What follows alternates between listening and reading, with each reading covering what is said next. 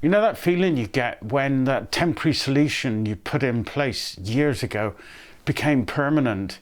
It was never meant to be. You never put your heart and soul into doing it, but it's just stayed there for years, and it's gradually become more and more annoying until you just can't deal with it any longer.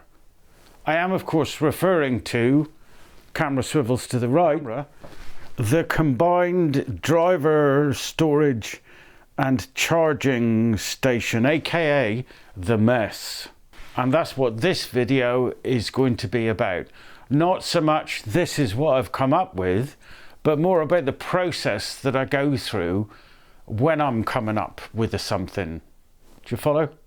So my current solution, as you've just seen, doesn't really accommodate the different drivers that I've got very well. I'm not in the wonderful position of having all Makitas or all Festols or all Milwaukees, if that's the right way to pronounce it. I have Hitachi, Festool, Hitachi, Milwaukee, Festool, Milwaukee, and enter stage right, Aldi. I know, it's not bad, 25 quid. So I've got all these different chargers to accommodate. I've got all these different shapes of drill to accommodate. That also acts as the charging station for the batteries for my cameras and for my phone and for my tablet. And I haven't even started to accommodate batteries. Batteries. Batteries. Batteries. Another one for you. Batteries. And then there's accessories. Actually, one of the best things about the Festools is the accessories. The off-center chuck, the angled chuck, the angled chuck, the chuck.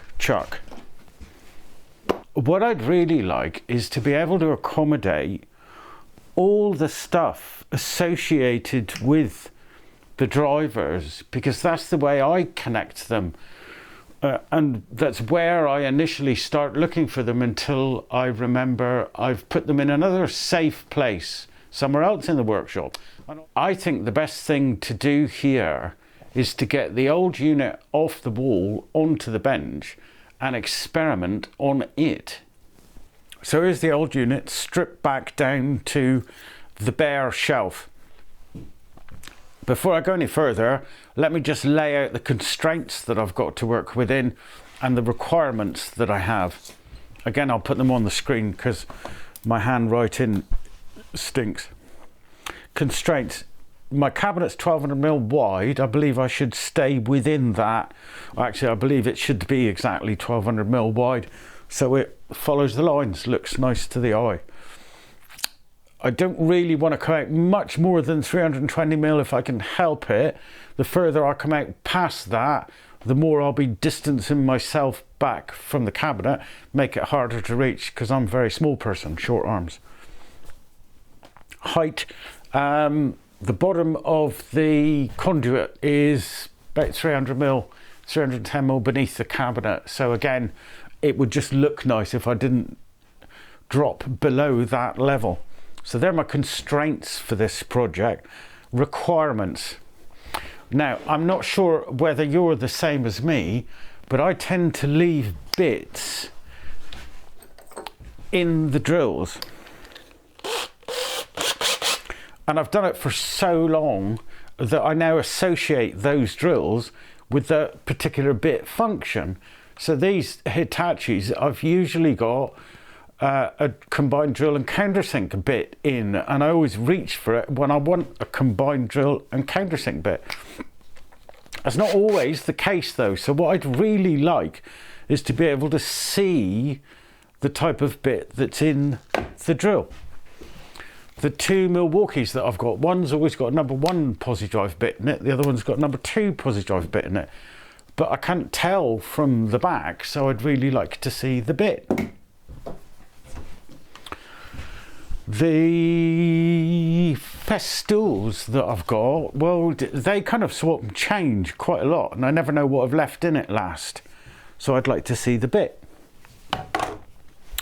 Okay, so thinking about this project beforehand, which I'm sure you can expect I would have done, I thought initially I would make some mini French cleat system where I could hang the drills.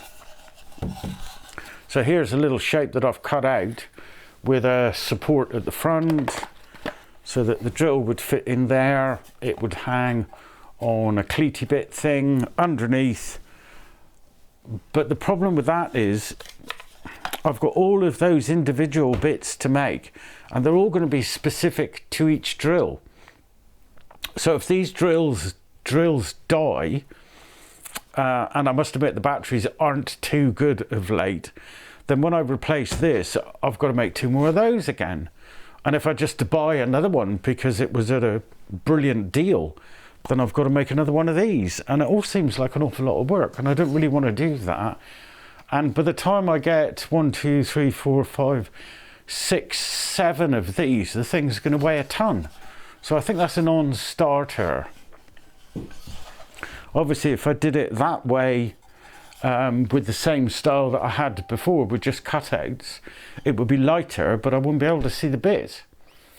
And the more I thought about it, the more ideas I came up with, the more convoluted they became and the more complicated they became. So I thought to myself, as you do, okay, let's stop going down that avenue and let's go right back to basics. And let's see if we can find something that's common across all of them, or at least close to common across all of them. And the thing I come up with was the chuck, or the very front of the drill. And I thought, well, what if I just drilled a hole? Would that work? That works. That works.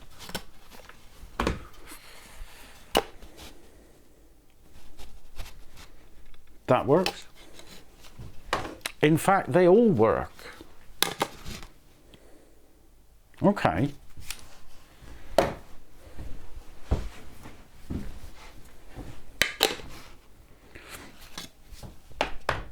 So what if I drilled holes across the front?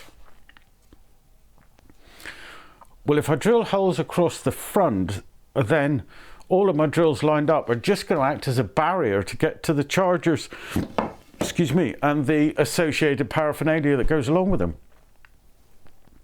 So, and this really is work in progress. So what if the row of holes were lower?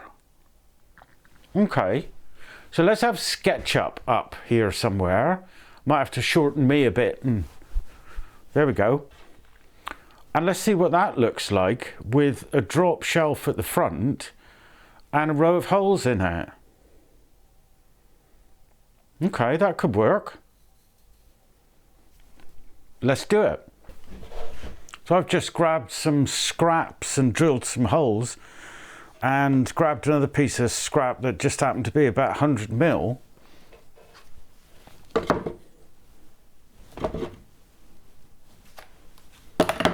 There's no bits in the drills at the moment because it's too close to the bench. By Jove, I think we're on to something. So we're going to need supports, some triangular supports at the front here to support this, and at the back underneath to stop it kicking back again.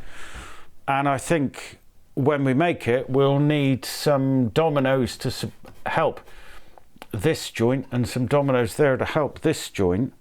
But that's, I'm really pleased with that. That works really well, because I can see the bits. And as you've just seen, if I turn the handles, then I minimize the projection out, but this is still far too big, because I'm now at 500 mil, which is too much.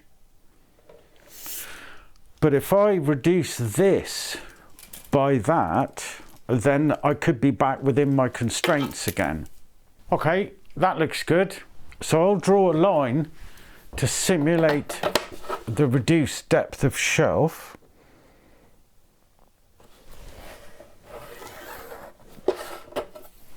And see if the chargers fit. Attachy. Just the big festool, small festool, easy, Milwaukee. Cool. That one will go. So they won't all fit here, but this is 36mm narrow and 700, and I've got 12, so I'm fine with the width. Is that all the chargers? It is bar one. There is a new addition to the lineup, which I need to just check for space. That'll go there because it's the new festool. But more about that in another vid. Oh, good reason to subscribe. And that's the new charger. Interesting shape. So that one falls foul a bit.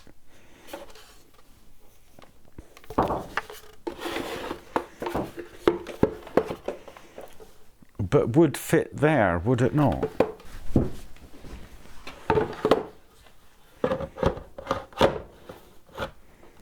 It's got to come up to there. But that's a goer. Okay, so the chargers fit. The cables will route out through the back and down underneath, so it keeps this tidy, and we'll tidy them all up underneath. So next, I want to think about the accessories and the commonly used drill bits and screwdriver bits. So I think a French rail, a mini French rail at the top, and possibly a shelf all the way along, so I could have the spare batteries above each charger and a couple of little holders for drill bits and screwdriver bits. And I think we've achieved. So let's put that in SketchUp and see how it all comes together. Okay, so there's the design with all the bits in. The coloured blocks represent the chargers. Sorry, I couldn't find any pre-made models in the SketchUp warehouse, so I've just drawn some blocks in. They are of the correct sizes and the colours somewhat to represent the different manufacturers. I've popped a little tablet in the end and a camera to represent those items, and the little shelf at the top with some batteries on it, a couple of chucks, some screwdriver bit storage, and the little block at the end is a USB charger for the various batteries for the cameras and so on and such like. So I think we're now in a position to start to build. So I'll clear the decks and we'll set to. See you in part 2. Ta-ra.